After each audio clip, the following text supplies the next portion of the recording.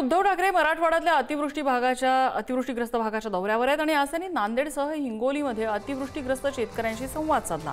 नांदेडच्या अर्धापूरमधल्या पारडी गावात शेतकऱ्यांच्या व्यथा उद्धव ठाकरेंनी जाणून घेतल्या। तसंच हिंगोलीमधल्या डोंगरकडा इथल्या शेतकऱ्यांशी चर्चा करत त्यांनी त्यांच्या समस्या समजावून घेतल्या। आज साहेब माझ्या मुलाला डोळ्यातून पाणी आलं आणि तो रडायला मी आत्महत्या करतो। मी म्हणून बाबा तुम्ही काय करू नका, देव देईल तुम्हाला, कुठून तरी देईल, तुम्ही काय आत्महत्या करता? नाही बाबा म्हणे आता चौकात देत नाही, काय करत नाही, मग कुठून बोलतात येणार आम्ही आता? मला मार्ग आहे याच्या किंवा या सरकारनं मला कर्ज माफ करतो म्हणून माझ्या घरी आले, पण मला 5 पैसे सुद्धा त्यांनी दिलेले नाही हो। मग काय करावं आता, काय करावं काय नाही, हे असे आमची अवस्था झाली। पीठ घेतला, पिस्ता झाला। हे गोपू पाटील त्यांच्या घरी आले आणि त्यांना समजून सांगणार की म्हणजे तुम्ही रडू नका, आम्ही काहीतरी मार्ग काढू। माझं त्यांनी आमचं स्थापन केलं साहेब, पण मला आता राहून न झाले, काय करावं काय नाही हे काही दुखून गेला। माझ्या मुलाकडे पाहून गेलं की माझ्या डोळ्याला सुरू लागले, तर मी कसं करू काय करू? मला माझं माहिती वाटायला लागलं साहेब। धन्यवाद।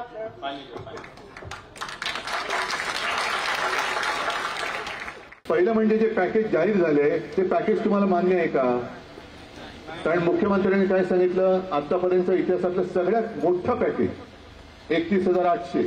काही ठिकाणी पीक विम्याचे पैसे जे आले ते 2 रुपये, 3 रुपये, 6 रुपये, 21 रुपये, आणि महत्वाचं म्हणजे त्याचे जे काही मदतीसाठी ट्रिगर होते ते ट्रिगरच काढले।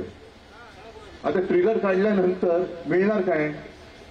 मग जे रोज बातम्या येत आहेत, आज 7,000 कोटी सोडले, उद्या 2,000 कोटी सोडले। बरं, हे जे पॅकेज आहे याच्यामध्ये सुद्धा 2200 कोटी आधीच्या पॅकेज मधले टाकले। म्हणजे हे यांचं पॅकेज जे आहे ठीक आहे, हा मोठा म्हणजे पॅकेज घोटाळा आहे हा मोठा। शेतकऱ्यांचे विषय लावून धरले की शेतकऱ्याला कर्जमुक्त केलंच पाहिजे, त्याला हमी भाव मिळालाच पाहिजे, त्याला अमुक केलंच पाहिजे, विम्याचे पैसे। तर आपले मुख्यमंत्री काय सांगतात की उद्धव ठाकरे टोमणे मागतात।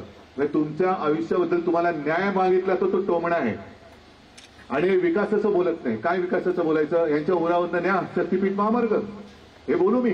तसं पाहिलं तर हे काय माझं काम नाहीये।